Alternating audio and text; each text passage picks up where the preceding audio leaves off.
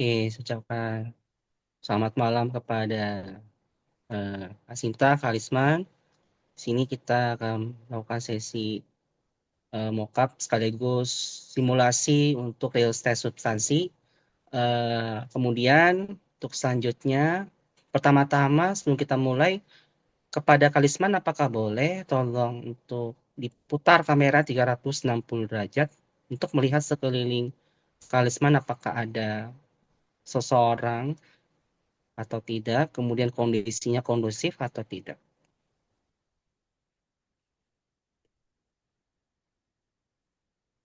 Oke, baik. Saat ini menggunakan jaringan dari WiFi atau internet HP ya, Pak Lisman? Ini baik-baik Kak. WiFi ya, oke. Ya, Di betul. sekitar laptopnya apakah ada HP? Di sekitar ada HP Kak. HP-nya ada berapa? HP-nya satu Pak. Satu. Boleh tolong dijauhkan dari laptopnya. Oke, baik Pak. Siap. Segala catatan tidak boleh ada di sekitar laptop ya. Oke, Ya, siap. oke. Baik. Pertama-tama ini untuk sesi pertama, saya persilakan dulu ya untuk Mbak Sinta untuk memulai dulu dari sisi mungkin personalitinya. Nanti dari saya sama Kak Windra akan bertanya lebih banyak soal akademisi maupun dari sisi praktisinya. Oke, silakan dari Kak Sinta, dipersilakan.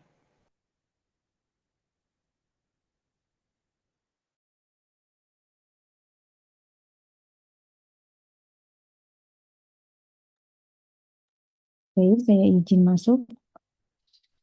Oh, selamat malam dengan Mas Lisman ya.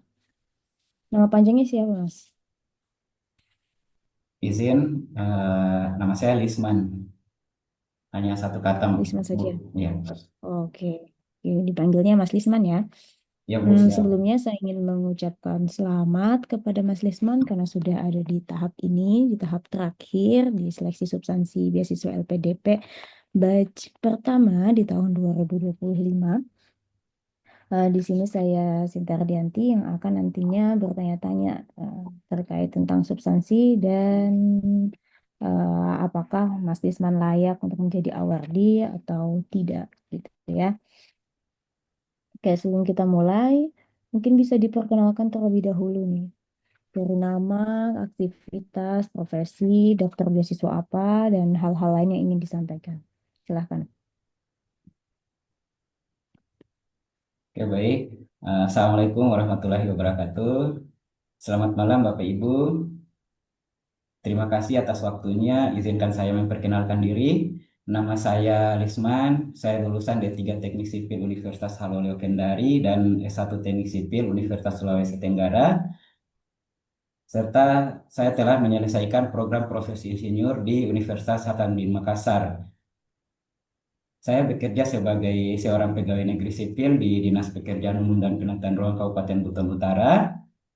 Saya mendaftar beasiswa LPDP jalur targeted PNS dan saat ini saya telah memperoleh atau memiliki LOE pada program Magister Teknik Sipil Universitas Gadjah Mada. Terima kasih. Tapi sekarang udah megang LOA ya, Mas? Iya Bu, sekarang sudah memiliki LOA Bu.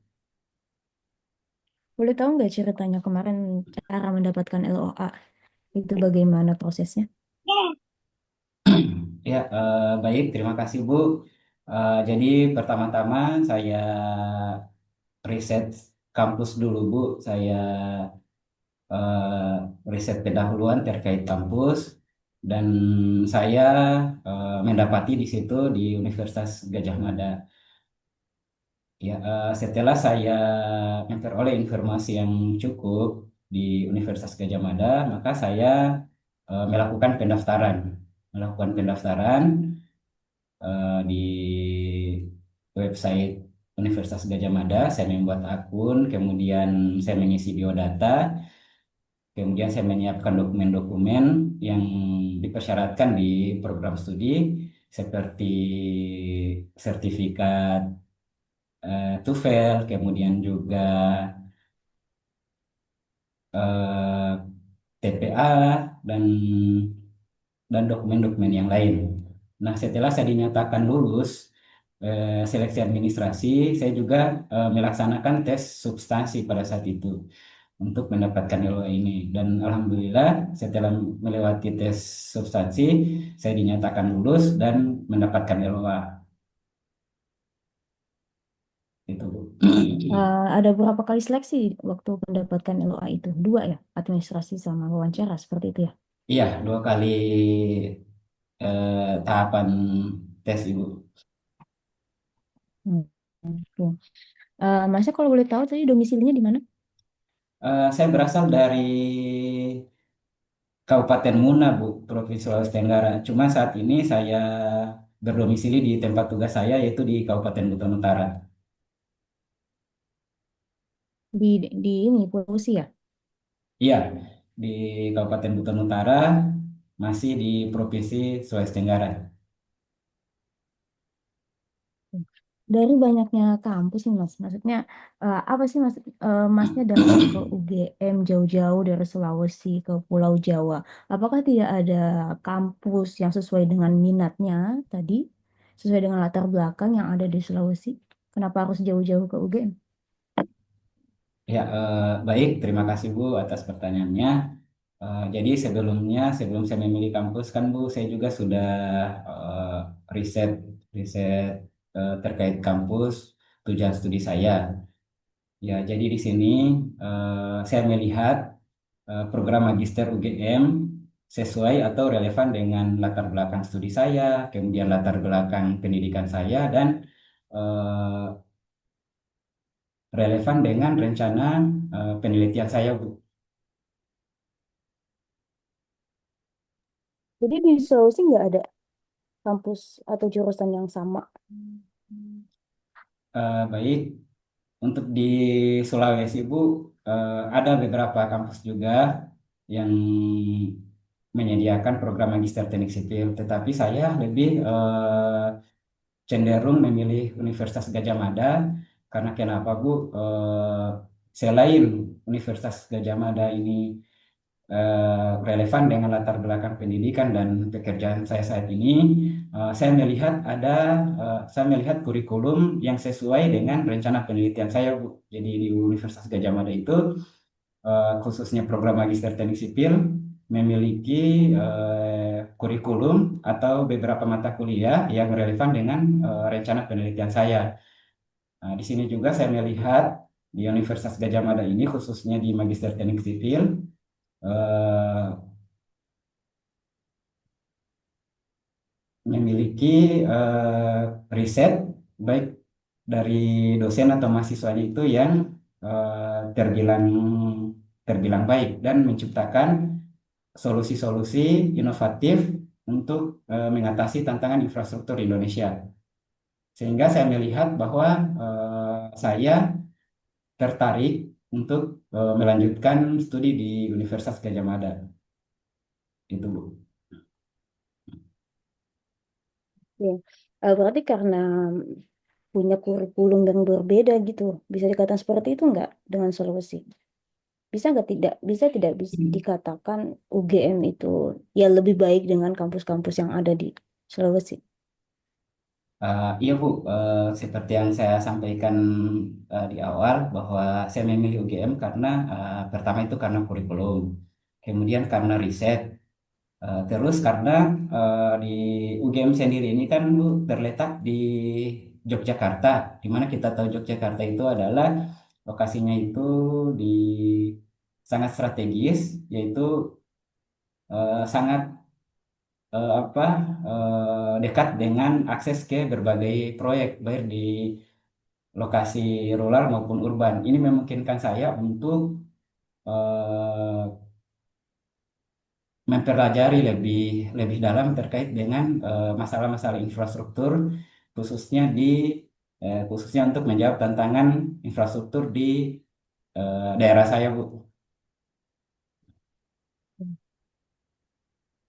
Masnya lulusan tahun berapa kemarin? Saya Bu, untuk D3 saya lulus tahun 2018. Kemudian saya melanjutkan S1 itu dan lulus tahun 2023 Bu. Hmm. Sebelumnya udah pernah daftar LPDP? Itu udah belum? Udah pernah daftar LPDP belum sebelumnya? Sebelumnya sudah pernah Bu. Oh, udah pernah. Ini percobaan yang keberapa? Ini eh, percobaan yang kedua Bu. Gitu. Jadi di batch kedua tahun kemarin ya, pernah nyoba LPDP tapi gagal gitu ya. Iya, betul Bu. Bisa nggak Eh, diceritain gimana tuh pengalaman kamu mendaftar LPDP sebelumnya, lalu gagal, terus coba lagi sekarang ini? Diceritain ya. Oke, baik, terima kasih Bu. Jadi sebelumnya saya pernah atau pernah mencoba mendaftar seleksi beasiswa LPDP tepatnya tahun 2024 batch 2. Kemudian saya sebenarnya sudah sangat siap pada saat itu, sudah melengkapi melengkapi dokumen sesuai dengan yang dipersyaratkan oleh beasiswa LPDP.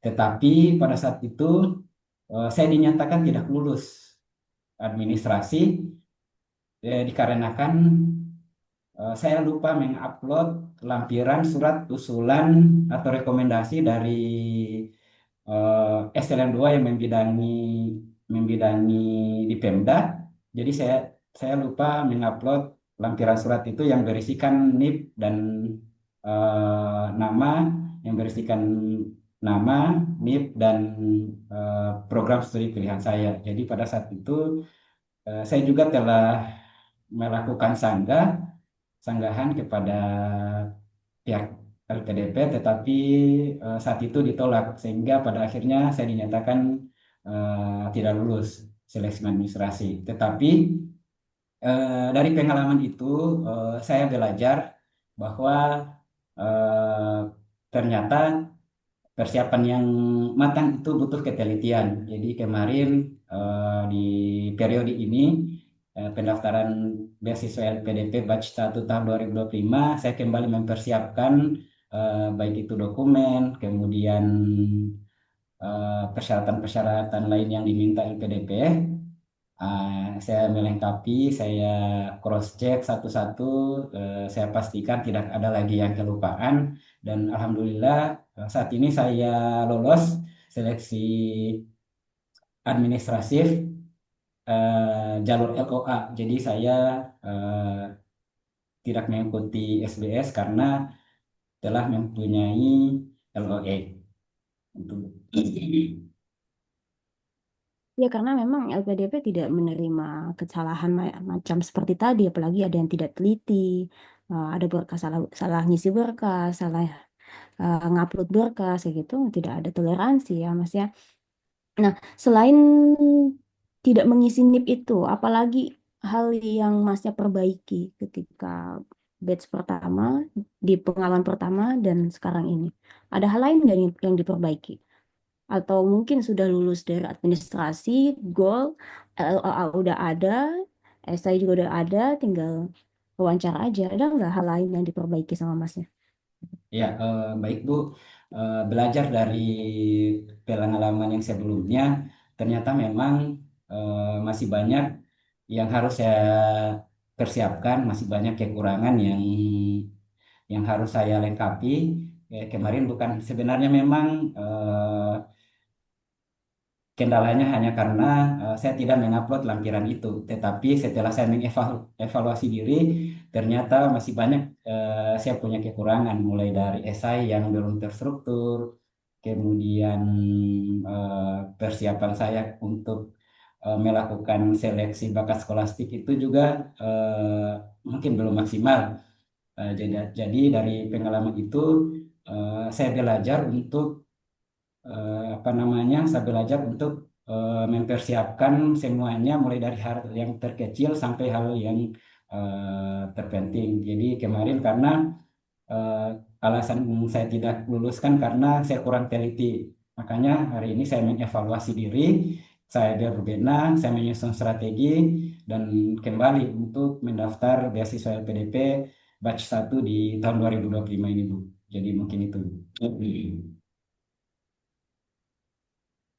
Ya, baik. Nah, misalkan nih Mas, nggak lulus lagi, gimana tuh? Ya, baik. Eh, Sebenarnya harapan saya adalah eh, ag- agar bisa diterima pada pada batch ini, tetapi eh, ketika misalnya nanti kondisi terburuk saya dinyatakan tidak lolos, maka saya kembali hal yang pertama yang akan saya lakukan adalah mengevaluasi diri saya. Kemudian saya kembali menganalisis apa yang menjadi kekurangan saya. Setelah itu saya akan mempersiapkan kembali apa yang menjadi kekurangan saya. Saya akan terus berlatih, meminta feedback baik dari awarde atau senior-senior yang telah lebih dulu menerima beasiswa ini. Kemudian saya mempersiapkan diri kembali untuk mendaftar beasiswa di periode berikutnya, Bu.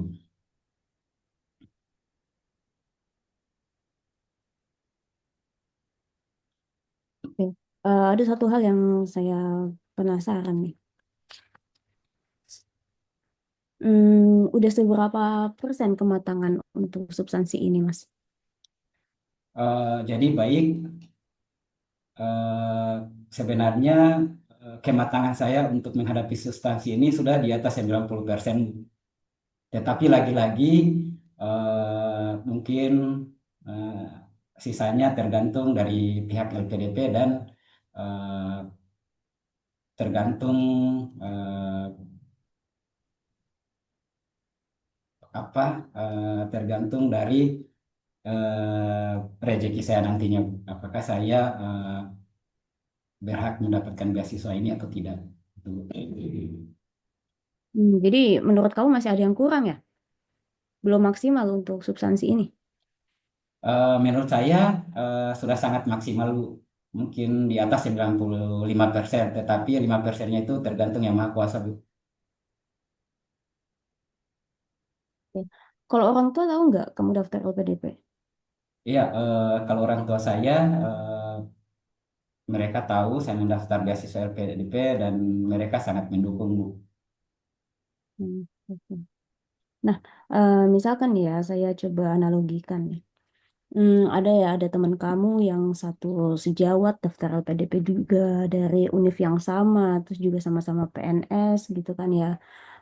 Nanti ke depannya kamu punya goals atau impian yang sama dengan temennya itu, tapi kami LPDP hanya dapat meluluskan satu orang aja gitu.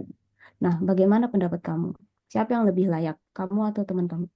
Ya, jadi baik, terima kasih, Bu.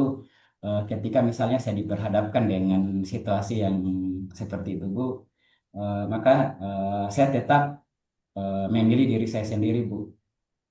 Memilih diri saya sendiri bahwa saya yang paling layak untuk mendapatkan beasiswa LPDP ini. Karena kenapa saya sampaikan seperti itu, Bu? Karena selama kurang lebih saya mengabdi sebagai pegawai negeri sipil di Kabupaten Buton Utara, saya telah banyak berkontribusi, khususnya di bidang infrastruktur jalan di Kabupaten Buton Utara, Bu. Jadi ketika dikasih pilihan seperti itu, maka saya yakin dan saya percaya bahwa saya adalah eh, calon penerima beasiswa LPDP yang layak untuk diterima oleh LPDP. Oke, baik. Kamu tahu nggak nanti fasilitas apa aja yang kami berikan untuk Awardi? Ya, baik, Bu. Sebelumnya saya juga telah melakukan riset, ya, Bu. Telah melakukan riset pendahuluan terhadap beasiswa LPDP ini. Jadi eh, sependek pengetahuan saya, Bu, beasiswa LPDP itu ada banyak fasilitas yang akan didapat ketika menjadi awarde. Yang pertama mungkin adalah biaya pendidikan, kemudian biaya hidup, terus ada biaya buku, ada biaya penelitian, dan mungkin ada biaya-biaya lain, Bu, yang yang yang belum saya sebutkan. Oke. Nah, itu kan kalau misalkan bisa dikalkulasikan bisa menyentuh ratusan juta gitu ya Mas ya untuk satu orang aja nih. Bukankah lebih baik dananya kita alokasikan untuk membiayai anak-anak di pedesaan untuk sekolah? Akan lebih kelihatan manfaatnya dibandingkan satu orang. Apa respon kamu ketika saya berbicara seperti itu? Ya, baik, terima kasih Bu. Saya percaya bahwa eh, setiap program yang dilaksanakan oleh pemerintah, baik itu beasiswa LPDP atau beasiswa yang lain, sudah ada porsinya Bu. Jadi saya percaya anak-anak di pedesaan pun sudah sangat apa ya sangat dimudahkan dengan akses pendidikan. Tetapi LPDP juga kan bagian dari program pemerintah yang memang ini dikhususkan untuk sumber daya manusia yang nantinya bisa berkontribusi lebih untuk Indonesia. Khususnya mungkin kalau saya bisa memberikan kontribusi lebih di daerah saya, Bu. Apa tuh misalnya? Iya, jadi kan Bu sebagai seorang pegawai negeri sipil, khususnya di bidang pelayanan, bidang pelayanan di infrastruktur ya Bu, saya sudah banyak berperan aktif atau memberikan kontribusi di khususnya di Kabupaten Buton Utara Bu, terkhusus di eh, infrastruktur jalan Bu.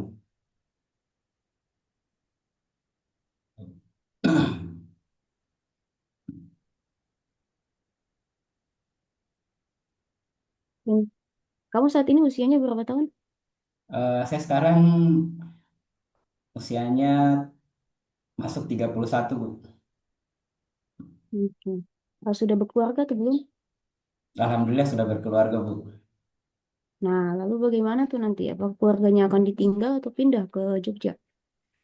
Ya, baik. Terima kasih, Bu. Ketika nanti insya Allah saya diterima menjadi award LPDP, maka saya berencana untuk mengajak keluarga saya eh, hijrah ke Jogja, Bu, mengikuti saya dalam masa studi. Karena kebetulan juga istri saya kan belum bekerja, jadi kemungkinan ketika nanti saya menerima beasiswa LPDP ini, maka saya akan mengikut sertakan keluarga saya, Bu. Khususnya istri dan anak saya, Bu. Aku yakin gak bisa menghidupi mereka sementara kamu fokus buat bekerja maaf, untuk belajar. Apa nanti kamu bakal cari pekerjaan lain untuk jadi part-time? Ya, baik, Bu. Terima kasih, Bu. Jadi sebagai seorang ini kan Bu aparatur sipil negara, saya dalam masa studi kan mengikuti tugas belajar Bu. Jadi eh, di sini saya masih memiliki penghasilan Bu yang mungkin nantinya bisa mengcover keluarga saya juga Bu. Jadi eh, keluarga saya ini bukan apa bisa menjadi support system saya dan bukan menjadi beban untuk saya, tetapi nanti insya Allah dengan gaji saya yang tersisa dan untuk keluarga saya, kemudian fasilitas yang diberikan oleh LPDP akan saya gunakan untuk studi saya, Bu. Jadi begitu, Bu. Nah, jadi ini ya, tidak bekerja dulu ya, fokus untuk I- belajar.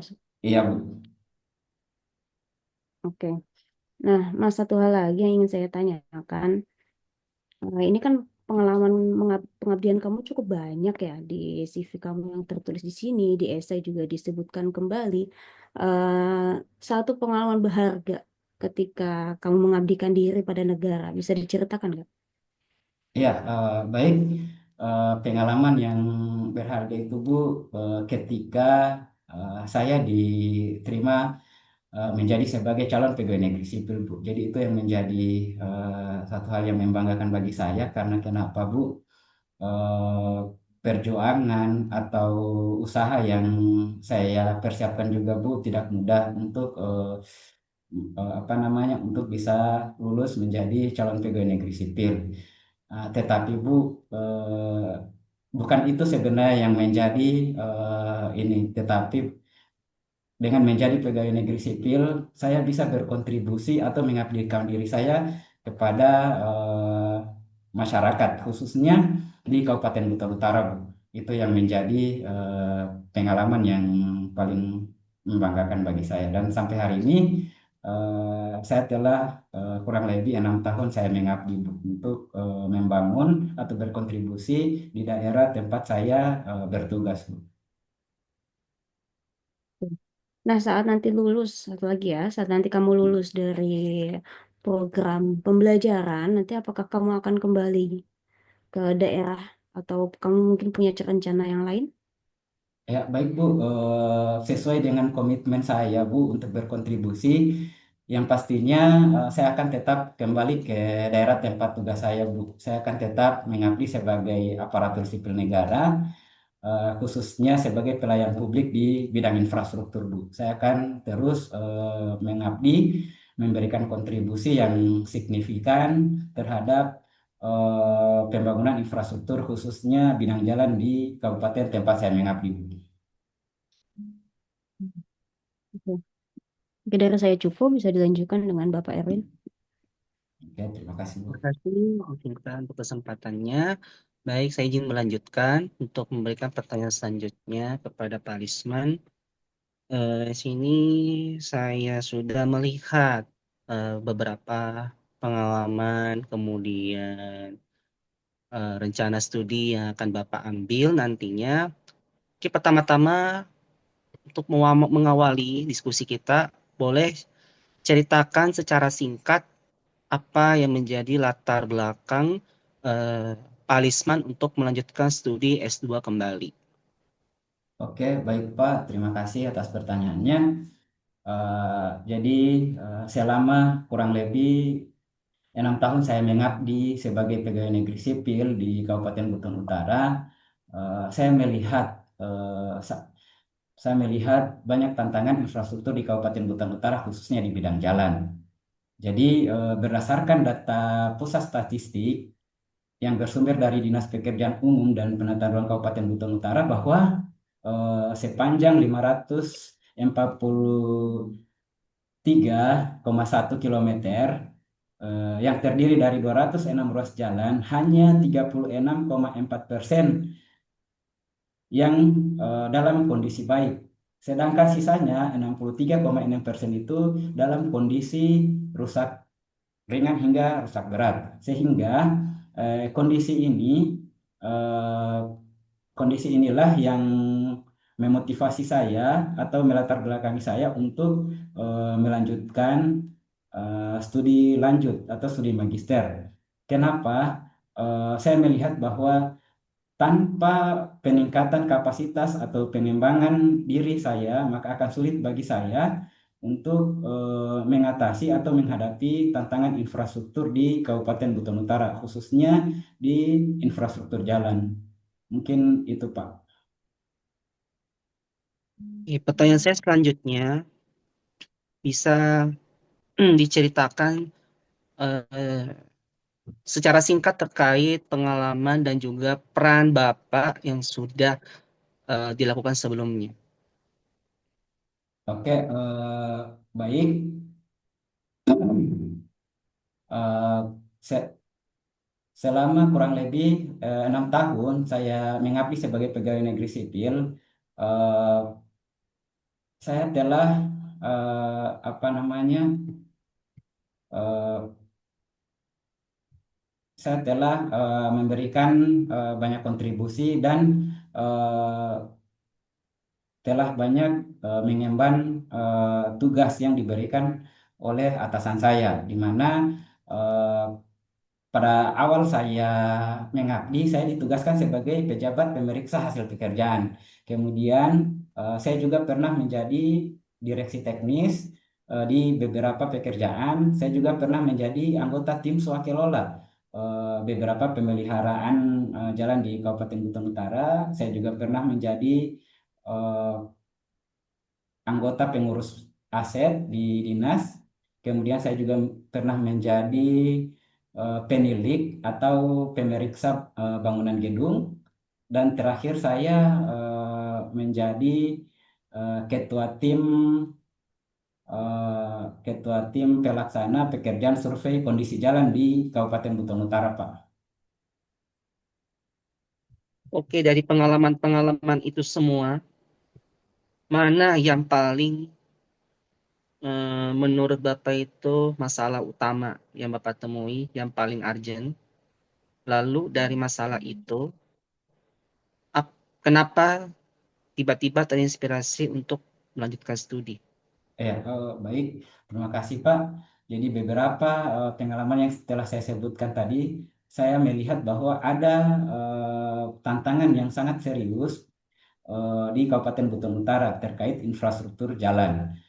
Jadi kondisi jalan itu lebih eh, lebih dari 60% berada dalam kondisi tidak mantap, dalam artian rusak Berhenti, ringan dan stop. sedang berat. Jadi maksud saya, dari semua pengalaman ini, kira-kira peran mana yang berhubungan dengan urgensi atau masalah yang Bapak angkat? Lalu kira-kira dari masalah itu, apakah memang saat ini memang harus menjadi perhatian dari pemerintah? Silakan Ya, dilanjutkan. ya, pengalaman saya yaitu ketika saya menjadi ketua tim persiapan eh, pekerjaan swakelola pemeliharaan jalan, Pak. Jadi saat itu eh, jadi gini, Pak, target kemantapan jalan di Kabupaten Buton Utara itu, Pak, sesuai RPJMD kan untuk tahun 2025 itu harusnya sudah mencapai 83%. Tetapi kondisi ini lagi-lagi belum tercapai. Kenapa? Karena kondisi keuangan daerah yang sangat terbatas, Pak.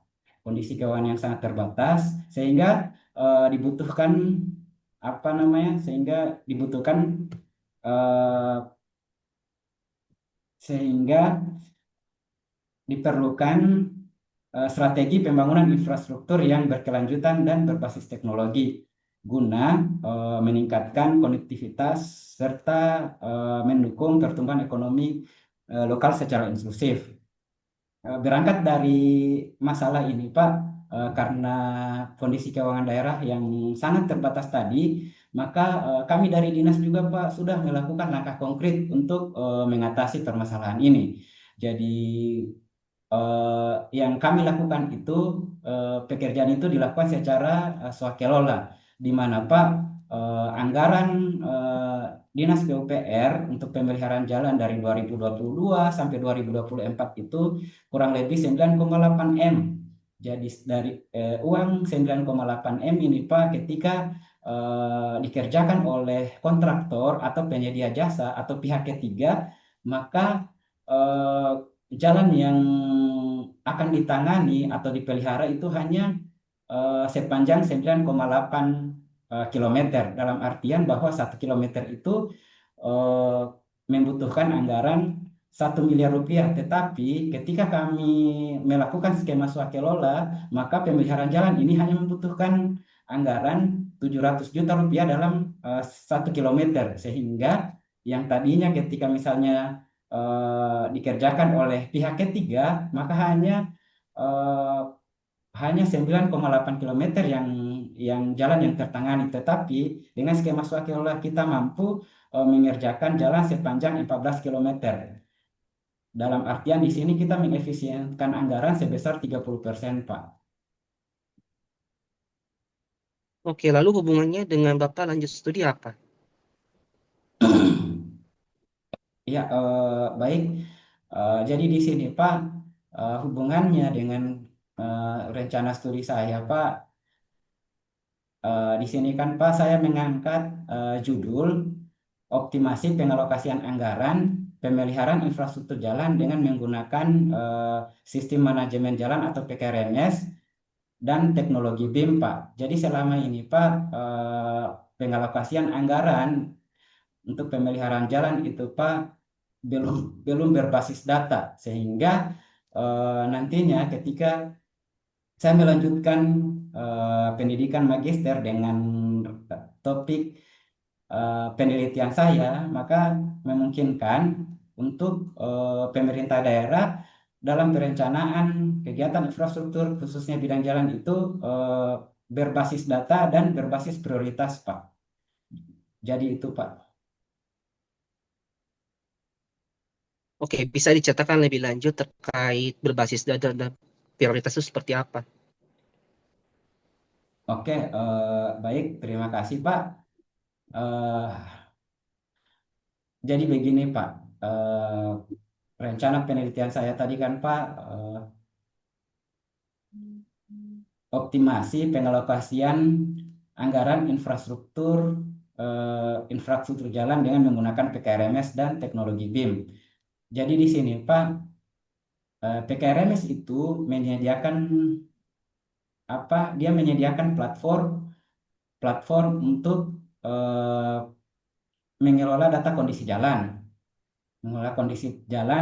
sesuai dengan hasil survei di lapangan. Kemudian eh, teknologi BIM ini dia eh, memungkinkan untuk simulasi atau visualisasi dalam dalam perencanaan jalan secara detail, Pak. Jadi rencananya saya akan eh, mengintegrasikan kedua aplikasi ini dalam mengatasi tantangan infrastruktur khususnya bidang jalan di Kabupaten Buton Utara, Pak.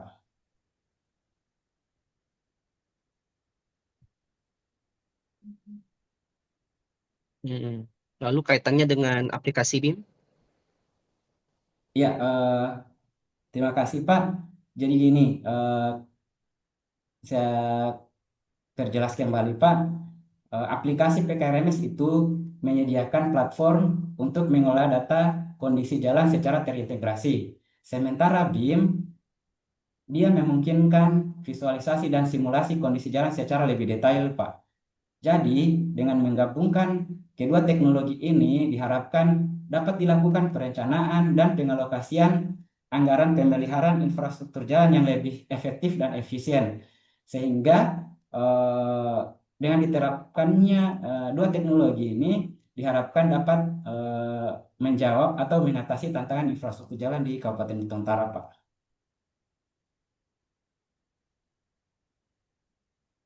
Oke, pertanyaan saya berikutnya, eh, kenapa Bapak itu eh, eh, terinspirasi untuk menggabungkan kedua platform ini? Jadi dari PKMS itu dengan BIM itu kenapa? Dan apakah memang untuk ini sebelumnya sudah pernah ada atau tidak? Oke, baik. Terima kasih, Pak. Jadi kenapa saya terinspirasi menggabungkan kedua teknologi ini, Pak? Karena, Pak, memang sebelumnya telah ada penelitian yang mengangkat terkait sistem manajemen jalan dan teknologi BIM. Tetapi, Pak, berdasarkan penelitian-penelitian terdahulu, di situ hanya di sini terpisah, Pak. Jadi ada penelitian terkait hanya BIM, kemudian ada penelitian lain yang mengangkat hanya PKRMS. Jadi di sini, Pak, eh, saya berencana atau mempunyai topik studi itu mengintegrasikan kedua aplikasi ini, Pak. Karena PKRMS itu dia bisa mengefisienkan waktu apa namanya eh, bisa mengefisienkan waktu pengalokasian anggaran bisa lebih cepat dan real time. Kemudian BIM ini dia Pak dapat mempercepat perencanaan infrastruktur sebesar kurang lebih 20% kalau tidak salah, Pak. Sehingga dengan saya integrasikan kedua aplikasi ini memungkinkan eh, apa namanya memungkinkan perencanaan atau pengalokasian anggaran di pemerintah daerah Kabupaten Buton Utara itu lebih efektif dan efisien, Pak. Oke, lagi-lagi ya, kalau kita berbicara dengan penelitian itu kan pasti akan butuh budget ya atau anggaran ya. Nah, kita tahu bahwa untuk budget dari penelitian tesis nanti kan tidak sampai, mungkin saja tidak cukup ya untuk penelitian yang akan Bapak lakukan. Nah, kira-kira gimana tuh? Seandainya seperti itu. Itu yang pertama. Terus yang kedua, eh, oke, Kira-kira boleh nggak diceritakan pengalaman langsung? Apakah memang Bapak pernah menggunakan kedua teknologi tersebut?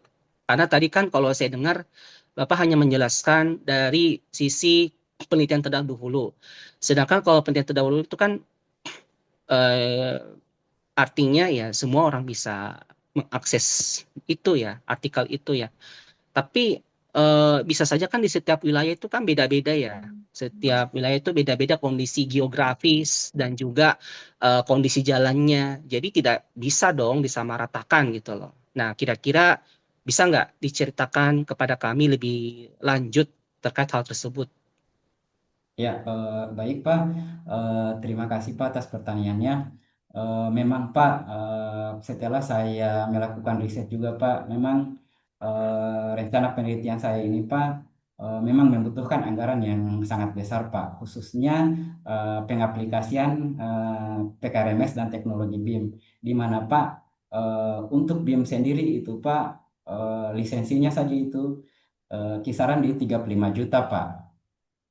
Begitu juga dengan PKRMS. Tetapi Pak, di sini saya alhamdulillah karena saya pernah mengikuti pelatihan atau BIMTEK terkait pengaplikasian PKRMS itu sendiri Pak. Jadi untuk PKRMS bisa dibilang aman karena saya sudah memiliki akses ke sana. Tetapi yang jadi masalah ini adalah penggunaan aplikasi BIM.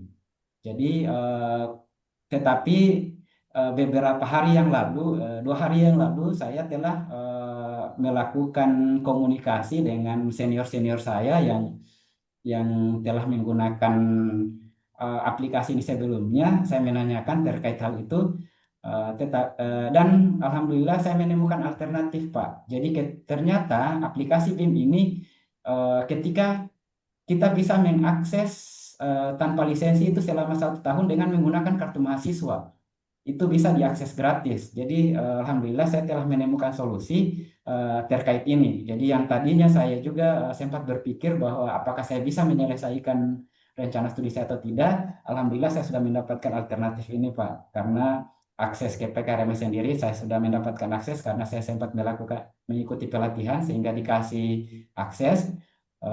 Mungkin seumur hidup, kemudian teknologi BIM ini bisa apa namanya bisa disiasati. Ternyata ketika nanti saya menjadi mahasiswa maka bisa saya menggunakan kartu mahasiswa untuk mengakses teknologi ini.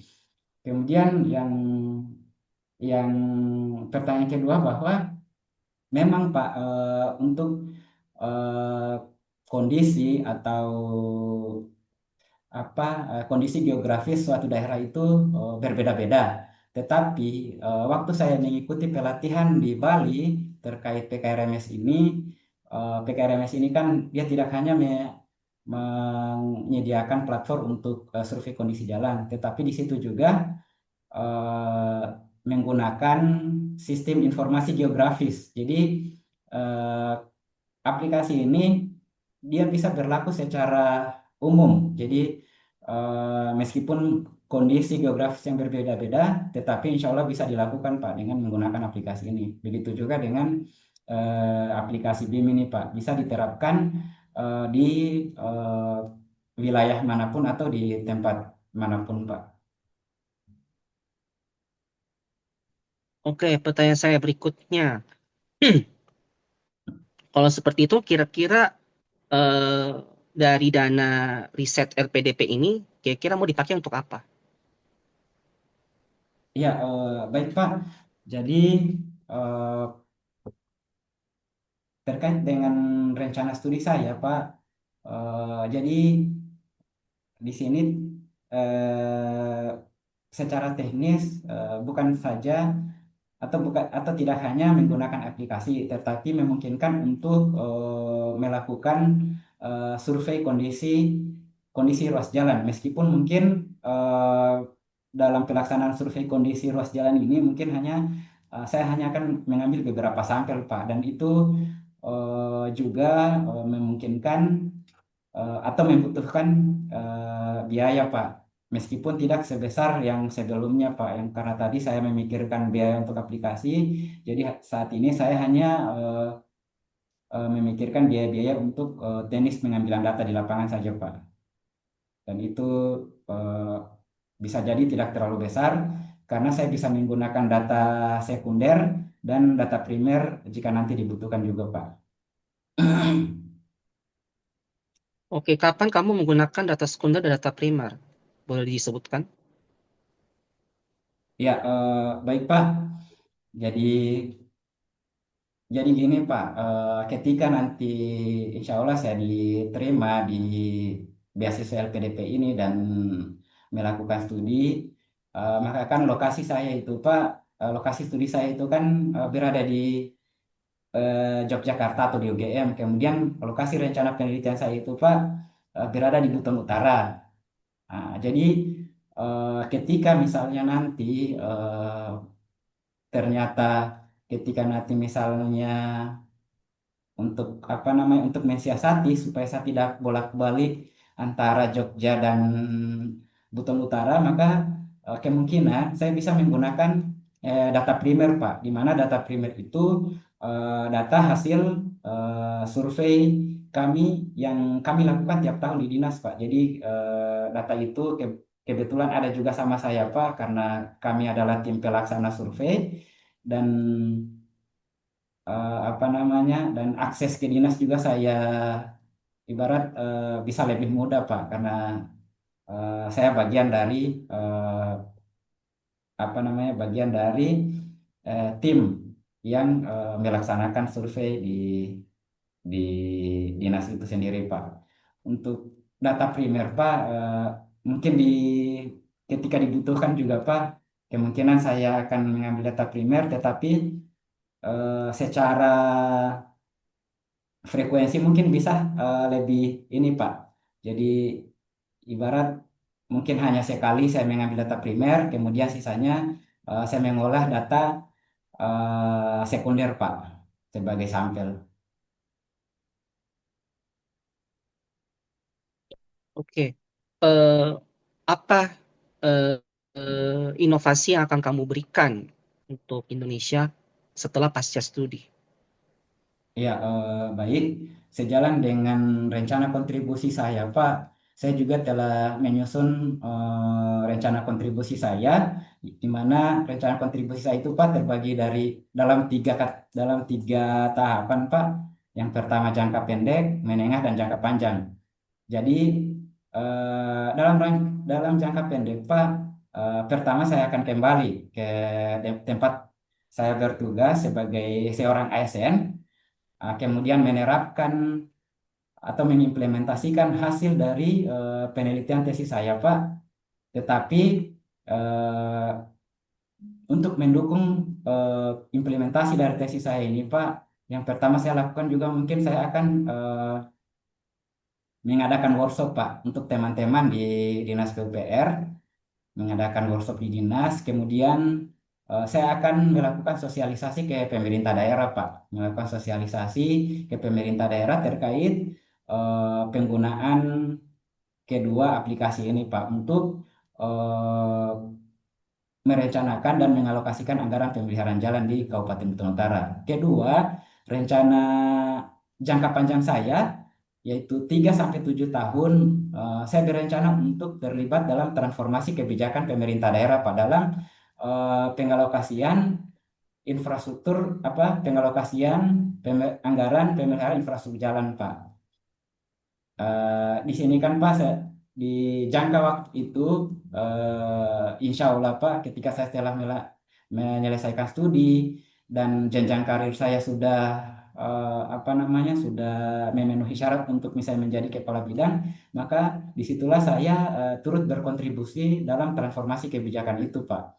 Ketiga, dalam jangka panjang saya juga berencana Pak untuk tetap memastikan bahwa penggunaan aplikasi ini terus diadopsi Pak, terus diadopsi, terus dikembangkan dan memungkinkan ketika nanti ketika nantinya aplikasi yang terus digunakan maka memungkinkan peningkatan jalan itu di atas 20% dapat tertangani Pak dengan penerapan efisiensi anggaran berdasarkan ini tadi Pak, berdasarkan eh, penggunaan kedua aplikasi ini Pak. Kemudian saya juga akan mendorong penggunaan AI dalam dalam perencanaan atau pengelolaan proyek infrastruktur, Pak. Di mana sebagaimana kita ketahui bahwa AI ini adalah kecerdasan buatan yang memungkinkan untuk membantu atau memudahkan pekerjaan manusia, Pak. Jadi ini saya yakin dapat mengefisienkan atau mengefektifkan waktu atau anggaran dalam pelaksanaan proyek, Pak. Itu, Pak. Oke, saya sangat tertarik ya dengan penjelasan kamu yang sekomplit ini. Cuma yang terakhir saya tergelitik tuh pas kamu bilang ingin melakukan transformasi kebijakan. Nah, gimana tuh cara meyakinkan pemerintah? Oke, Ini baik. sebenarnya kamu batasnya sampai mana untuk transformasi kebijakan ini batasannya di mana? Coba diceritakan. Oke, baik. Terima kasih, Pak. Seperti yang saya sampaikan bahwa saya akan berkontribusi dalam transformasi kebijakan, Pak. Jadi dalam hal ini saya berencana untuk menerapkan di internal dinas dulu, Pak. Saya akan menerapkan transformasi ini di internal dinas, di mana yang tadinya kebijakan itu eh, kebijakan untuk pengalokasian anggaran ini terkadang kita tidak tahu tiba-tiba muncul anggaran. Sekarang eh, apa namanya perencanaan itu berbasis data. Jadi kenapa berbasis data? Karena ini lebih lebih tepat sasaran, Pak, karena berdasarkan data. Jadi itu. Kemudian, Pak, melalui ini juga, Pak, ketika nanti misalnya telah di dilakukan di internal baik dari perencanaan atau pelaksanaan pekerjaan dan nantinya ketika sudah berjalan, Pak, di dinas, maka saya mampu menyampaikan kepimpinan dinas atau memberikan memberikan memberikan masukan, kemudian nantinya, Pak, akan disampaikan ke eh, pemerintah, khususnya pemerintah daerah, bahwa dengan penerapan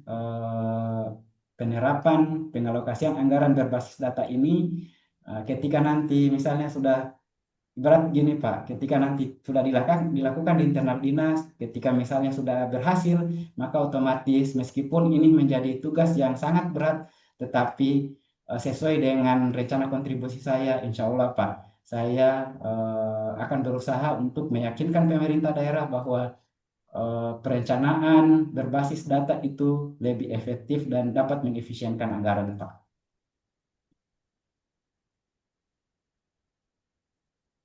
Okay. For the next question, please mention 3 words that describe yourself. Oke, thank you, Sir. Eh, Sebelumnya mohon izin, Pak, saya melanjutkan dalam bahasa Indonesia, Pak. Sorry, Mohon, you can please you try to answer in English for the first try. oke, thank you. I'm sorry, Sir. Can you reply your question? Okay. So my question is, please mention 3 words that describe yourself. Oke, thank you. Uh, Let me explain myself. No, no, no, no, no. I just asked you to explain 3 words in yourself, Oh, not explanation. ah, ah, ah. Just mention. Oke, oke, oke, oke. Thank you, thank you, sir. Let me to 3 words. Number one, I am the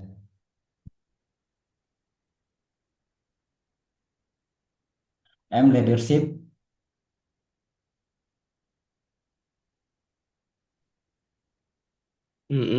Leadership.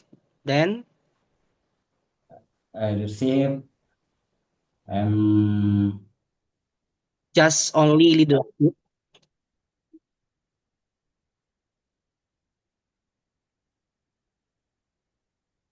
leadership, Mm-mm. uh, commitment, Mm-mm. Then, and I am hard work.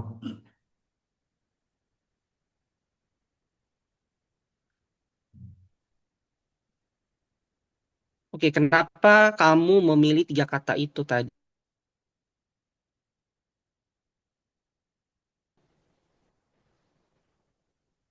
Ya, baik.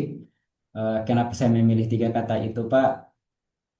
Sebagaimana juga yang saya telah tuliskan di CV saya, Pak, bahwa selama bertugas saya telah beberapa kali dipercaya atau diamanahkan memimpin proyek, Pak. Eh, Salah satu contohnya kemarin di tahun 2024 saya dipercaya sebagai ketua tim pelaksana survei kondisi jalan. Jadi di sini, Pak, saya merasa bahwa saya memiliki tanggung jawab untuk eh, mengkoordinir sebuah tim, di mana dalam sebuah tim itu terdiri dari beberapa orang yang tentunya memiliki karakter yang berbeda-beda. Tetapi dengan jiwa kepemimpinan saya mampu berkolaborasi dan berkomunikasi dengan baik sehingga apa yang menjadi tujuan dari eh, tim saya dapat tercapai. Kemudian eh, saya mention kerja keras atau integritas. Di sini Pak, dalam dalam bekerja tentunya dengan menerapkan nilai-nilai integritas, eh, maka kita dapat dipercaya pimpinan Pak, karena integritas tadi. Makanya saya beberapa kali dipercaya sebagai ketua tim, mulai dari eh, ketua tim persiapan pemilihan pekerjaan swakelola, kemudian ketua tim eh, pelaksana survei kondisi jalan, dan saya juga pernah menjadi ketua tim atau koordinator direksi di berbagai pekerjaan. Karena dari itu tadi, Pak, antara kerja keras kemudian integritas, maka saya percaya ketika kita memiliki 3 hal itu, maka kita eh, mampu atau apa namanya dapat bekerja dengan baik, Pak, dapat bekerja dengan baik, melaksanakan tugas dengan penuh tanggung jawab, dan insya Allah hasilnya pun sesuai dengan apa yang kita harapkan, Pak. Oke, saya pengen tahu, kamu termasuk dalam tipe kepemimpinan yang mana ketika mengarahkan anggota-anggota tim kamu?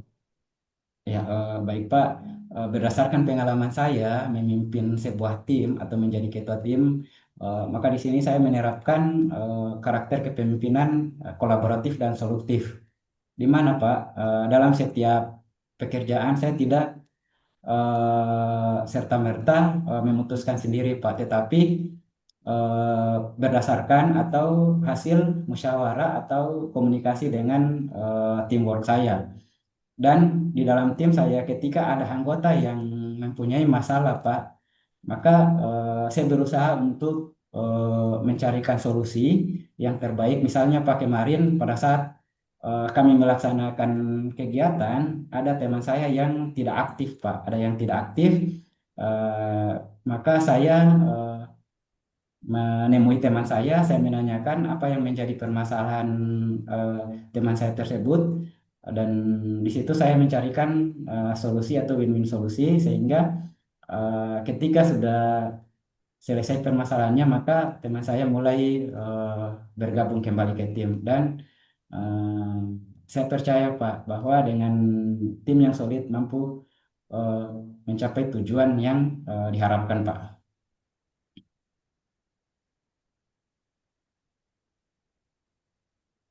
Oke, apa yang kamu bayangkan ketika dari pengalaman kamu, anggota tim kamu itu tidak sepaham dengan ide yang kamu sampaikan? Kan kamu sebagai leader nih ceritanya, kamu punya sebuah proyek, kamu punya deadline, kamu harus menyelesaikan tepat waktu. Tapi ketika itu ada seorang anggota tim kamu, dia nggak setuju dengan pendapat kamu. Terus selain itu dia juga mungkin eh, melakukan hal yang di luar ekspektasi atau yang tidak sesuai dengan kehendak kamu. Nah, kira-kira apa yang kamu lakukan? Apakah kamu akan lebih tegas, akan misalnya menegur atau memberikan sanksi atau punishment kepada anggota tim itu, atau kamu lebih memilih untuk membiarkan atau sekedar memberikan masukan gitu loh kepada orang tersebut? Ya, oke, baik, terima kasih Pak.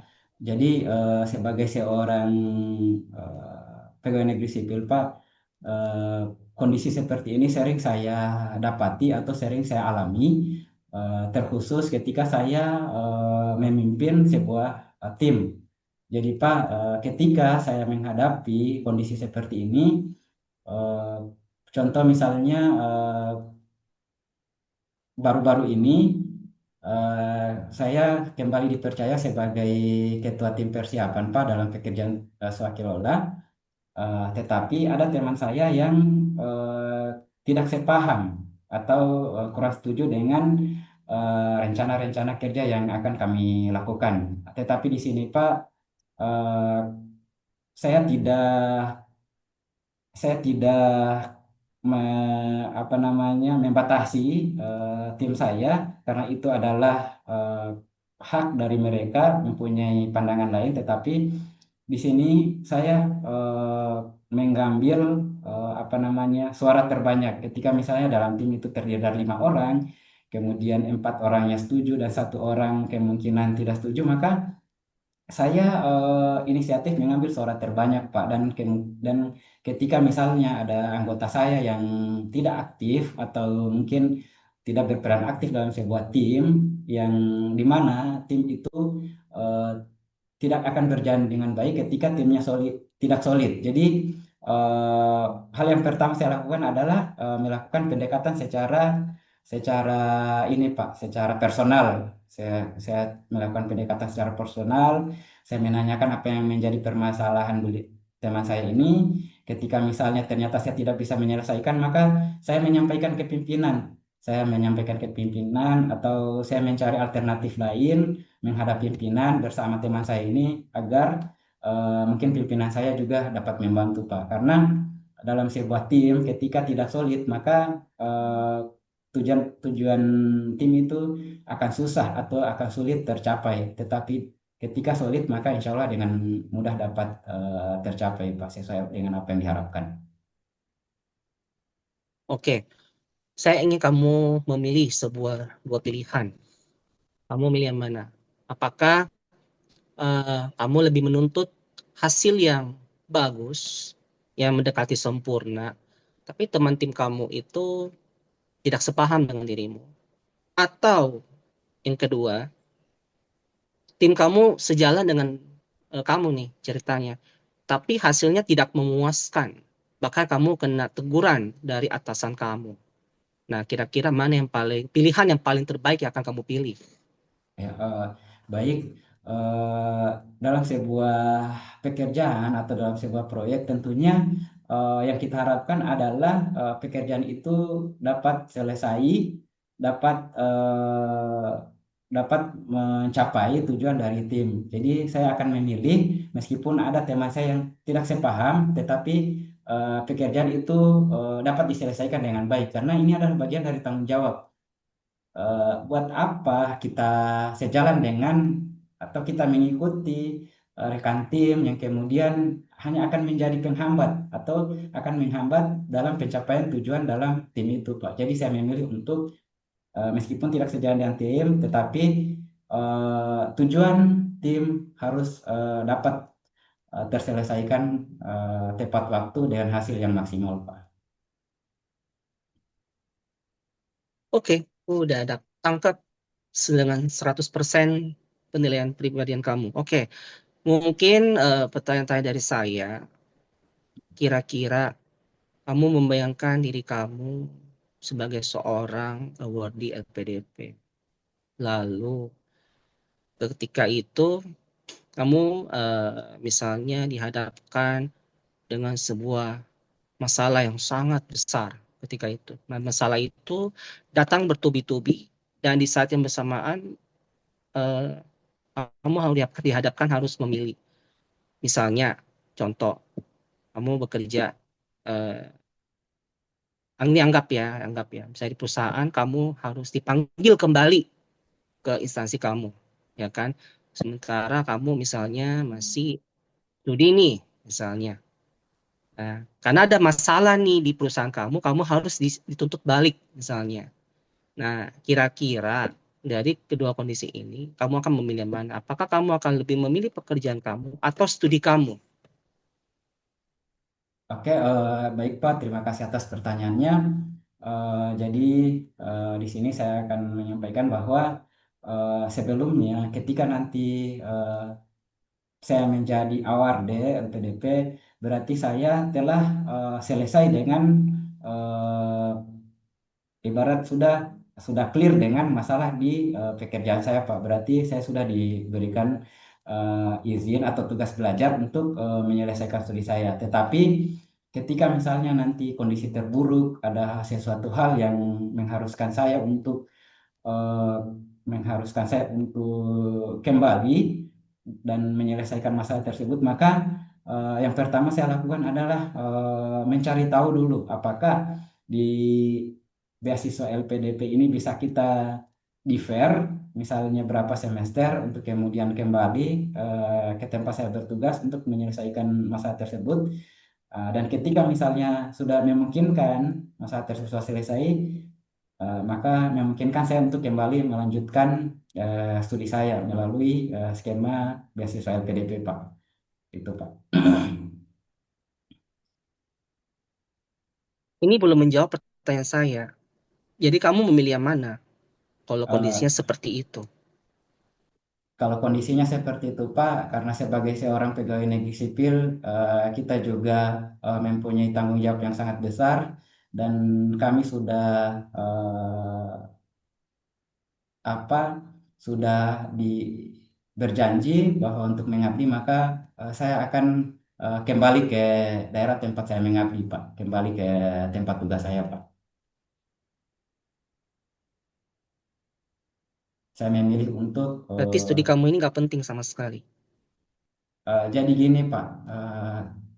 Sebenarnya ini menjadi pilihan yang sulit Pak antara studi dan pekerjaan. Tetapi saya melihat bahwa untuk pendidikan saya anggap penting, tetapi kerjaan saya juga karena ini berhubungan dengan pengabdian kepada masyarakat, maka kemungkinan saya akan memilih uh, atau apa namanya meninggalkan studi saya kemudian kembali mengabdi ke tempat saya bekerja, Pak. Oke, baik. Demikian pertanyaan saya. Mungkin nanti untuk sesi berikutnya akan dilanjutkan ya, Mas Mindra. Baik, untuk sesi substansi kali ini sudah cukup. Mungkin ada kata penutup yang ingin disampaikan oleh Alisman. Oke, baik. Terima kasih Bapak Ibu. Terima kasih atas kesempatannya. Sebelumnya saya ingin menyampaikan kalimat penutup, Pak. Jadi perjalanan untuk berkontribusi bagi bangsa ini bukanlah hal yang mudah. Dibutuhkan sinergi dan kolaborasi dari berbagai pihak. Beasiswa LPDP adalah jembatan yang akan menghubungkan saya kepada kesempatan untuk belajar, berkembang, dan pada akhirnya memberikan kontribusi secara signifikan untuk eh, masyarakat Indonesia, khususnya di Kabupaten Buton Utara. Saya percaya dan saya meyakini bahwa dengan kerja keras dan komitmen, maka kita dapat bersama-sama membangun Indonesia yang maju, adil, dan berkelanjutan. Terima kasih Bapak Ibu. Assalamualaikum warahmatullahi wabarakatuh. Oke, baik. Terima kasih untuk doanya dan juga harapannya semoga Bapak Lisman bisa menjadi bagian dari keluarga besar LPDP. Silakan untuk meninggalkan ruangan dari Zoom meeting. Jangan lupa untuk mengisi form evaluasi yang telah disediakan oleh tim LPDP. Baik, Oke, baik Pak. Terima congrats ya, kasih. udah selesai untuk publik. luar biasa. Duh. Oke, mungkin Malu-maluin kayaknya Kak. di feedback saya persilakan tuh Kak Tinta dulu ya, silakan Kak. Aduh, mohon maaf Kak, belum maksimal. Kita takut kerja Nanti tadi. on-cam, nanti kamu menghilang dari lens. Oke Kak, siap. Gimana? Sudah relax? Aman-aman Kak, aman. Lancar ya? Aku jadi Masih penonton terbata-bata setia Kak. gitu. Juga alhamdulillah udah lancar kok, tadi udah bagus. Ini aja ya, aku cuman menambahkan aja gitu. Siapa tahu nih sarannya bisa jadi masukan kamu. Kalau misalkan nanti ada yang nggak sesuai atau nanti kamu bakal nemu yang lebih baik lagi, silahkan difilter mana yang cocok sama diri Mas Lisman gitu. Jadi aku juga sama-sama belajar kok. Secara teknis alhamdulillah tadi udah baik, udah lancar, sudah terjawab dan sudah tenang, stabil. Di awal-awal masih senyum tuh, tapi di akhir-akhir agak sedikit redup. Mungkin itu masih bisa distabilkan kembali gitu dengan banyak latihan. Biar dari awal sampai akhir tuh terlihat bahwa kita positif, humble, welcome, dan kita tenang kayak gitu. Dan panelis juga ngelihatnya nyaman gitu. Dari awal juga sudah formal bahasanya, mungkin tadi ada sedikit keceplosan ya kayak oke oke gitu. Jadi nanti mungkin diganti tuh diksinya jadi lebih formal, baik Bapak gitu. Itu bisa pakai kata-kata itu daripada pakai kata oke. Terus pertanyaan, tadi kan aku nanya ya, kenapa milihnya ke UGM? Ya kita semua orang tahu lah gimana reputasi UGM gitu sebagai universitas bergengsi di Indonesia. Tapi mungkin bisa dikasih alasan yang lebih spesifik kenapa milihnya ke UGM dibandingkan alasan-alasan yang sudah banyak orang tahu gitu. Makanya tadi kan aku sampai bandingkan apakah di daerah kamu nggak ada. Kalau misalkan ada, apa yang bikin beda gitu loh selain dari tadi reputasinya, misalkan oh di UGM tuh saya bisa bertemu dengan dosen A yang mana dosen A itu bisa membantu saya menyelesaikan tesis saya dengan cepat, dengan maksimal, dengan efektif misalkan kayak gitu. Terus di sana pula ada dosen siapa lagi sebutkan itu bisa disebutin. Lalu misalkan ada juga mata kuliah yang mana mata kuliah ini tuh nggak ada loh di kampus di Sulawesi misalkan. Jadi ada tuh pembedanya. Jangan jangan disamaratakan. Jadi kalau alasannya cuma karena reputasi doang ya semua orang pengen lah kita kuliahnya di kampus yang bagus. Tapi apa sih yang men-trigger bisa ke sana gitu. Nah itu ya bedanya orang daftar melalui beasiswa dengan reguler gitu kan. Pasti ada hal-hal yang lebih jadi pendorong.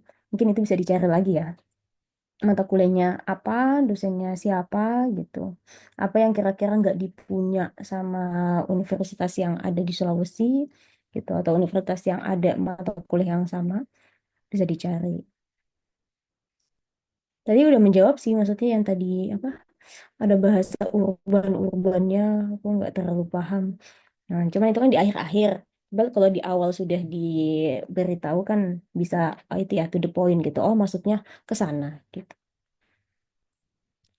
Terus pengalaman tentang gagal di pendaftaran LPDP sebelumnya, itu kan aku nanya ya ada perbaikan apa. Sebenarnya udah menjawab, cuman eh, masnya itu lebih Enggak. gitu. Oh, nanti akan ada perbaikan esai. Oh, akan lebih teliti tadi kan ya. Cuman kan ada jarak pengalaman kemarin di Desember. Kapan sih pengumumannya Desember? Ya udah cukup jauh lah 6 bulanan gitu bedanya sama yang batch kemarin sampai sekarang kan juga panjang kan jaraknya sama pendaftaran ini. Nah, Mas itu udah ngelakuin apa aja gitu di jenjang berbulan-bulan itu. Kalau cuma memperbaiki esai struktural yang tadi kan apa namanya dititik beratkan struktural esainya lebih bertahap gitu kan. Terus apa yang diubah di esainya selain dari struktural itu substansinya apa? Apakah apa ketemu hal yang baru, abis itu kamu tambahin di esainya, atau mungkin kamu eh, sudah ada diskusi dengan sejawat atau dengan dosen, atau coba mengkontak dosen yang sebelumnya nggak dicantumin lalu di esai sekarang dicantumin kayak gitu. Secara struktural esai aja, tapi yang diubah di sana tuh apa? Yang jadi kita tahu gitu loh ada prosesnya selama 6 bulan itu gitu. Jadi panelis pun tahu, oh jadi ternyata kamu tuh karakter yang nggak cuma memperbaiki aja tapi juga mengevaluasi gitu. Bisa dipahami kan yang tadi ya? Oke. Lalu tadi aku nanya tentang ini, ya gimana kalau misalkan duitnya itu nggak kami alokasikan buat anak-anak di pedesaan. Itu udah bagus jawabannya juga, cuman kalau misalkan saya bisa kasih saran, eh, bisa memberi pengibaratan kepada panelis gitu kan. Kalau misalkan sekarang LPDP bisa membiayakan 5 orang, mungkin nanti ke depannya saya bisa lebih memberdayakan 10 atau berkali-kali lipat 50 atau 100 orang yang lebih banyak daripada yang LPDP bisa kasih sekarang gitu. Akan lebih baik Bapak dan Ibu menginvestasikan ke saya dan saya nanti akan menginvestasikannya kepada hal yang lebih berkualitas dan kuantitas gitu. Itu boleh ditambahin. Terus aku nanya juga, oh pengalaman berharga. Dari banyaknya pengalaman, apa yang lebih berharga gitu ya. Tadi kan Mas jawabnya kalau nggak salah itu lulus CPNS ya. Ya, betul, Kak. Nah, lulus CPNS. Berapa? Apa? Iya, Kak, betul, Kak. Iya, Kak. Ya. Nah, lalu gimana ya? Maksudnya kalau cuman dijawab lulus doang itu, kenapa hal itu bisa spesial gitu? Apakah sebelumnya Mas sudah mencoba 3 kali atau one shoot gitu atau 2 kali atau mungkin itu permintaan orang tua sehingga bisa membanggakan orang tua gitu. Jadi ada alasan-alasan mengapa hal itu tuh bisa berharga gitu loh. Nah, itu akan bisa lebih apa ya namanya menjawab kalau pertanyaan pengalaman berharga yang pernah kita alamin gitu. Jadi kita bisa ingat itu terus-menerus. Lagi pula kan kalau lulus itu kayaknya lulusnya udah beberapa tahun yang lalu Mas, udah cukup lama kan. Nah, untuk bisa menjawab itu ya coba hadirkan kembali gimana rasanya waktu lulus itu. Nah, ada effort apa aja yang pernah dilakukan gitu sehingga bisa lulus gitu. Iya, Kak, baik, Kak, siap. Terus tadi sambil nyimak juga pertanyaan-pertanyaan dari Kak Erwin itu udah cukup bagus sih maksudnya dikasih contoh, terus dikasih bukti, dikasih kasus gitu udah baik. Hmm, dari catatan itu baru itu sih Kak. Bisa dilanjutkan dengan Mas Erwin. Dari Kalisman ada pertanyaan dulu nggak ke Iya. Mbak Sinta? Eh, iya, Kak, sebenarnya ada yang ini, Kak, saya mau konfirmasi sih, Kak, tapi kalau misalnya Kak Erwin mau lanjut dulu, nggak apa-apa, Kak. Nggak apa-apa, konfirmasi aja dulu. Oh iya, Nggak, takutnya ini lupa, mesti ingat kan iya, topiknya. iya, oke, baik. Eh, Pertama tadi eh, ini Kak, terima kasih juga sudah diingatkan karena memang karena ketika saya terbawa suasana tadi Kak, ini ketika di awal-awal senyum, kemudian pertanyaannya sudah mulai berat, di situ Kak mungkin terjadi perubahan ini, perubahan apa namanya? Perubahan ya jadi Sih. eh, dan memang saya sadari itu Kak, saya sadari setelah maksudnya pada saat interview tadi saya tidak sadar ternyata memang mungkin ini yang dan ini sangat penting karena bisa mempengaruhi eh, cara pandang panelis kayak kita juga kata. Terus ini juga tadi memang itukah kata oke. Memang saya terkadang saya tidak sadari, tetapi ini saya akan coba Kak, aku hilangkan ini Kak kata oke. Jadi Saya ubah, baik Pak, terima kasih atas pertanyaannya gitu mungkin Kak. Terus berarti Kak alasan ini tadi Kak yang ketiga, alasan memilih kampus berarti lebih spesifik ya Kak, terkait kurikulum, terus apa namanya masalah dosen, kemudian mata kuliah. Sebenarnya di catatan saya sebenarnya sudah tulis juga Kak, hanya memang karena ini tadi secara substansi memang mungkin belum belum tersampaikan, tetapi ini menjadi catatan saya Kak terkait alasan tadi. Karena seperti yang Kak Sinta sampaikan, kalau kayak reputasi unggulan apa mungkin itu sudah menjadi apa ya, sudah secara umum ya. Jadi mungkin saya bisa lebih spesifik lagi. Kemudian apa ya? Masalah ini tadi Kak, pertanyaan Kakak ketika itu masukannya sangat bagus sekali Kak, karena sebenarnya saya bingung juga karena diperhadapkan dengan pertanyaan kenapa tidak untuk membiayai anak-anak di sana. Jadi spontan sebenarnya tadi Kak ya, jawabnya. Tapi karena masukannya tadi sangat sangat bagus sekali Kak, saya sudah catat juga Kak. Ketika nanti misalnya ada pertanyaan begitu, insya Allah sudah bisa dikanter. Terus yang pengalaman membanggakan sebenarnya tadi nikah sudah ada juga sebenarnya Kak, cuman takutnya kepanjangan jadi saya ringkas saja tadi itu sebenarnya intinya di apa namanya pengalaman membanggakan itu sebenarnya bukan bukan pada saat apa bukan saat ininya sebenarnya Kak, tapi ada yang lebih dari itu. Maksudnya dengan saya yang tadinya bukan siapa-siapa, ketika saya berada di pemerintahan sebagai seorang ASN, berarti otomatis saya bisa memberikan kontribusi yang lebih besar kepada masyarakat. Sebenarnya di situ intinya, bahwa dengan saya menjadi pegawai negeri sipil, maka saya bisa berkontribusi. Hanya memang tadi tidak tersampaikan itu. Hmm, Mungkin itu saja sih Kak. Terima kasih atas masukannya tadi, sangat bagus sekali Kak Sinta. Masih mute Kak Sinta. Ya, alhamdulillah, semoga bisa membantu. Oke, Mas Erin bisa lanjut, Mas. Oke, siap. Makasih. Oke, Alisman nih. Gimana? Masih anu Kak, masih masih kaku, masih terata. Ada ada perbedaan nggak yang dari yang sebelumnya? Hmm, Menurutku ada perubahan sedikit sih Kak. Ada ada sedikit pertanyaan-pertanyaan sebelumnya yang mungkin saya masih belum bisa jawab. Sekarang bisa Kak, apalagi terkait tadi masalah pembiayaan riset dan rencana studi Kak. Oke. Tapi Ini saya komen masih dulu ya banyak sih, dari masih banyak sih kurangnya Kak. siap. Oke, pertama saya komen dulu dari ini ya. Teknisnya tadi udah sebagian besar disampaikan oleh Kak Sinta ya awalnya.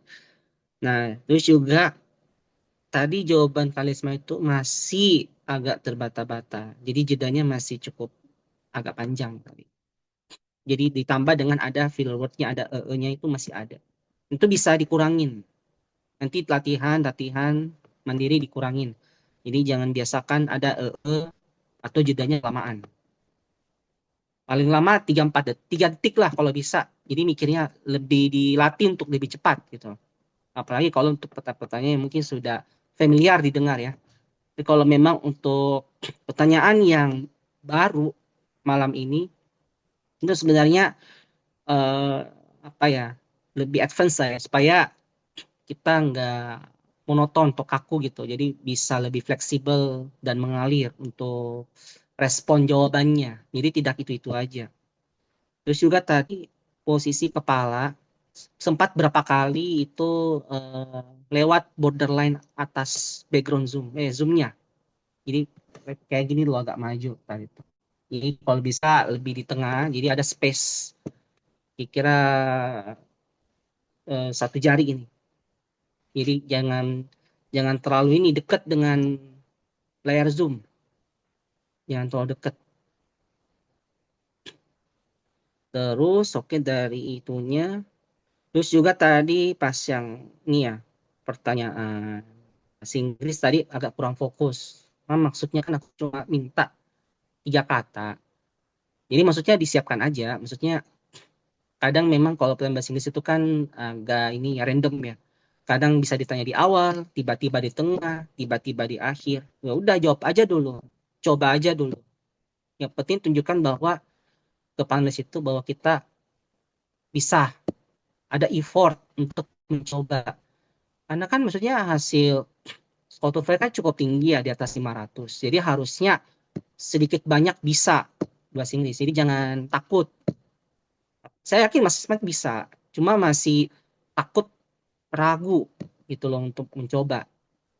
Jadi lawan ketakutan ketakutan yang ada dalam pikirannya sendiri. Ini jangan karena merasa wah bahasa Inggris nih saya takut. Jangan, harus dicoba lawan ketakutan itu. Karena kalau nggak dilawan kita tidak bakalan akan bisa. Jadi harus bisa. Jadi jangan selalu berpikiran saya nggak bisa, saya nggak bisa. Jadi harus bisa. Yang tadi yang bahasa Inggris. Terus sebenarnya untuk pertanyaan akademik udah bagus sih. Misalnya bisa menjelaskan dengan runut, dengan jelas, contohnya konkret. Cuma pas tadi yang bagian ini pertanyaan apa penjelasan kontribusi yang saya tanya inovasi itu. Nah, Alismanya bilang saya mampu. Nah, maksud saya gini loh. Lagi-lagi nih kembali saya bilang sebelumnya. Kalau kita bicara transformasi, apalagi kebijakan ya, kebijakan itu bukan hal yang gampang. Itu harus ada pembicaraan dulu tuh beberapa kali dengan tim terkait, dengan dinas pemerintah daerah dan lain sebagainya itu nggak bisa dalam waktu singkat. Jadi mungkin bisa ditambahkan dengan saya bersama tim kami atau saya bersama tim atau dengan tim kami itu kan diskusi dulu akan membahas terkait kebijakan internalnya apa setelah kami kan hasil Risma kan kemarin jawab begitu. Kenapa jadi agak berbeda nih? Apakah diubah atau gimana nih? Ada modifikasi? Saya nggak tahu atau lupa. Kan kemarin kan pembahasannya kan harus sepaham dulu kan ceritanya kan. Jadi kayak oke, Kalisman punya ide. Nah, terus diajukan setelah kami bersepakat.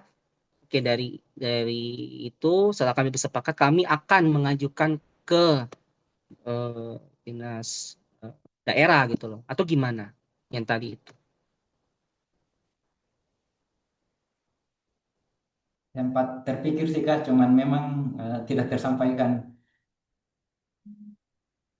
Iya kan? Maksudnya kaget tiba-tiba bilang saya. Berarti kayak Alisman ini seolah-olah mau bilang ke kami bahwa wah saya bisa mengubah nih kebijakan dengan kemampuan saya sendiri. Itu luar biasa sih kalau memang bisa. Hmm.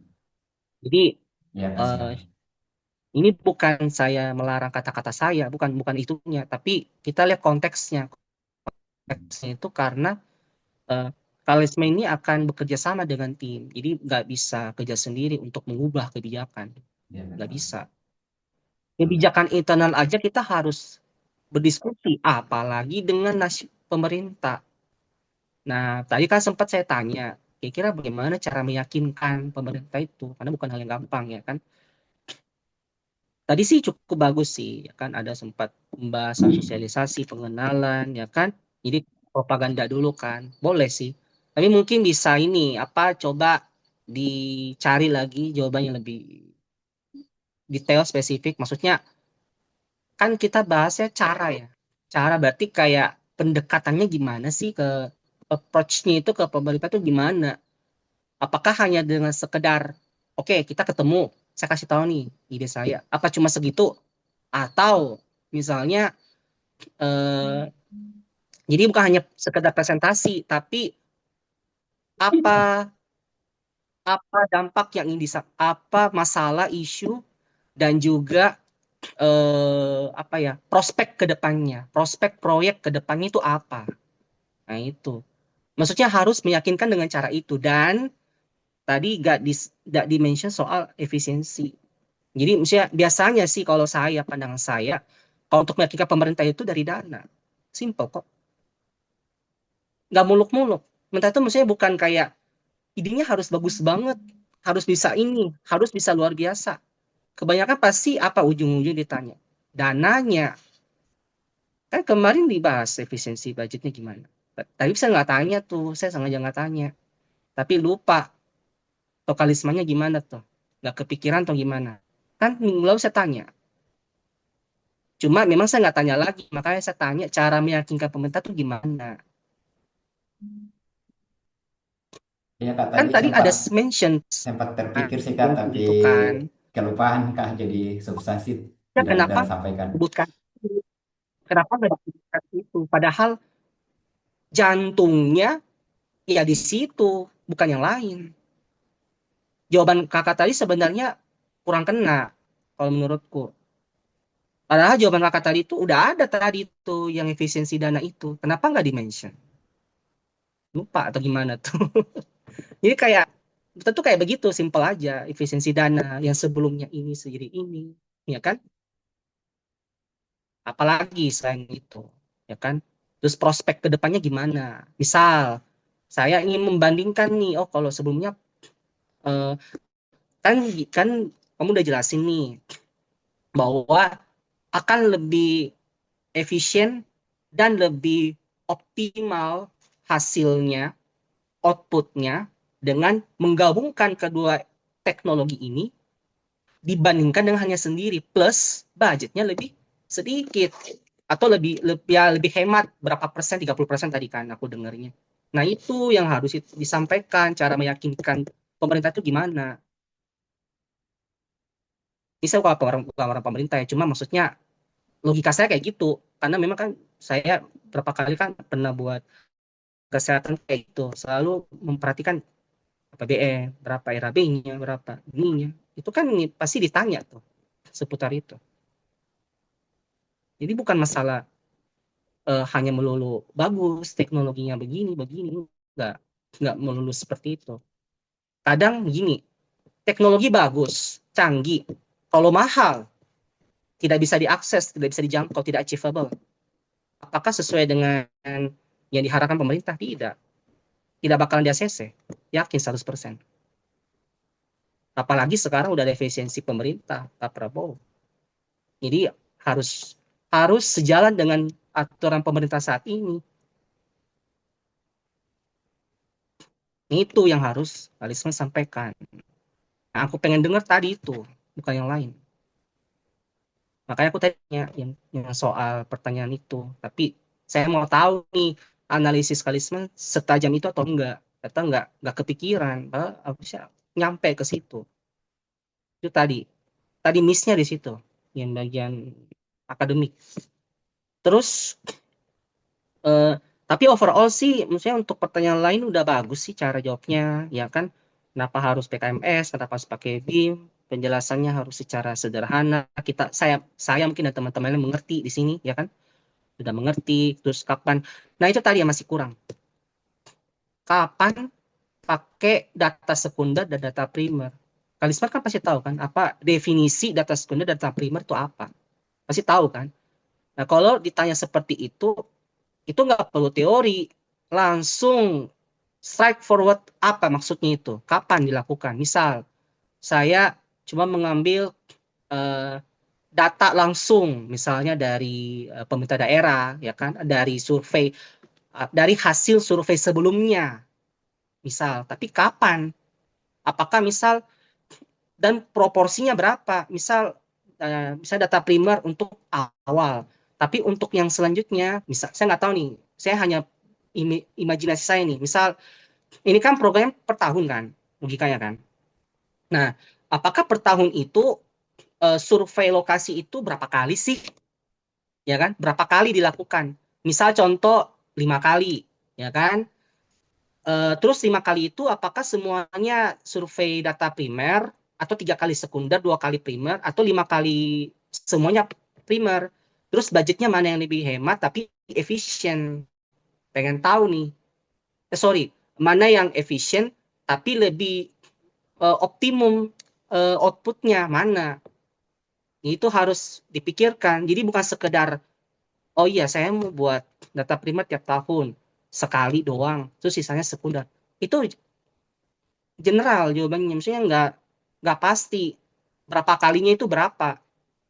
Setahun itu berapa kali? Bisa 10 kali, bisa 1000 kali, 100 juta kali, nggak tahu. Karena lagi-lagi kan kita berbicara dana, ya kan?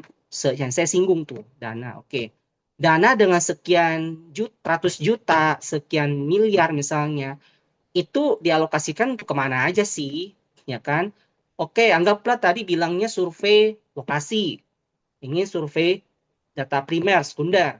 Nah itu budgetnya berapa? Dan apakah dalam setahun itu cuma survei itu aja dilakukan? Nah itu yang saya penasaran tadi.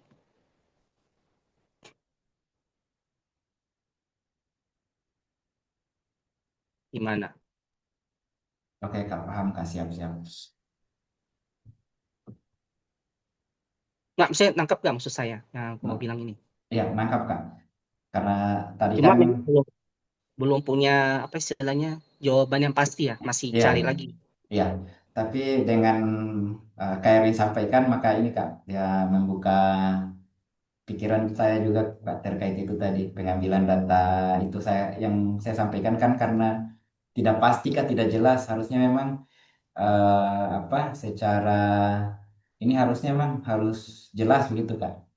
Kapan diambil data primer, kapan diambil data sekunder, dan frekuensinya itu berapa kali. Saya sudah tangkap di situ Kak. Hmm. Karena bahasanya tiap tahun, artinya Iya kan Kak, ada terus kan. iya siap. Aku penasarannya berapa kali dalam setahun itu. Aku nggak Iya. tahu soalnya, belum nangkapnya ke situ. Oke, ini udah paham ya sampai sini ya. Untuk apa? Harus cari yang mana nih. Tapi yang overall tadi yang alternatif lisensi itu udah oke sih. Maksudnya udah bisa menjawab dengan baik gitu loh. Untuk dana segini, saya harus lakuin apa? Oh ternyata ada lisensi. Syukurlah ada ini ya. Jawabannya udah bagus sih. Misalnya syukurlah, misalnya bisa gitu loh. Kirain kan nggak bisa kan, karena mahal budgetnya kan. Ternyata bisa. Udah ada solusinya. Oke, terus tadi yang masalah personality. Oke, personality ya, aku masuk. Nah, tadi jawaban Kalisman udah cukup bagus, ya kan? Mungkin cuma ya ada masukan dari saya ini tadi. Tadi kan sempat aku pertanyaan terakhir ya kalau nggak salah itu yang kalau dikasih pilihan gitu. Kadang kan PDP kan suka itu memberikan pilihan. Kamu pilih yang mana nih antara A atau B? Nah, Kalisman itu jawabannya masih nggak pasti. Yang awal bilang kayak pengen studi, tiba-tiba yang awal pengen bilangnya akan kembali PNS, terus tiba-tiba jadi kamu menganggap studi itu nggak penting. Nggak, menurut saya juga penting. Jadi gini, kalau masukan aku kalau dapat seperti itu, kita jangan apa istilahnya, ada jawaban yang kita bisa jawab langsung, ada yang tidak langsung, karena untuk ini kan memang sulit ya, agak tricky jawabannya. Jadi kalau pandang saya, kita bisa kasih masukan kayak gini, misal eh, berikan fakta bahwa untuk apa di saat ini di pemerintah daerah kakak, ya kan, yang maksudnya yang memberikan izin itu rekomendasi itu saat ini belum ada eh, masalah yang berarti gitu loh, yang mengharuskan saya untuk keluar dari studi saya. Hal ini dibuktikan dengan saat ini saya diberikan rekomendasi. Ah, jadi kalau misalnya diberikan logika, apa istilahnya, logika yang menurut kita kayaknya nggak begini deh. Kita harus balikan dengan fakta, paham nggak? Jadi balikan dengan fakta. Jadi boleh misalnya di awal sampaikan bahwa untuk saat ini saya sesuai tujuan awal saya berkomitmen saya adalah ingin melanjutkan studi saya berdasarkan masalah yang saya temukan di lingkungan kerja saya, ya kan? Dan alhamdulillah untuk saat ini faktanya, boleh tuh dipertegas faktanya untuk saat ini bahwa belum belum ada masalah yang berarti yang mengharuskan saya untuk kembali, ya kan? Sehingga saya yakin dalam studi kali ini saya bisa melanjutkan studi tanpa ada hambatan. Tapi kalau misalnya tiba-tiba kayak dicecar nih, tapi kalau seandainya ada nih misalnya ya, misalnya ada nih, ini tinggal keputusan kalian mana aja sebenarnya. Karena pasti kan disuruh memilih kan. Nah, maksudnya gini loh, logikanya gini loh. Aku juga pada posisi itu. Ini semoga jangan takut bocor soalnya. Boleh di stop dulu nggak recordingnya tolong? Di sementara aja, di stop sementara.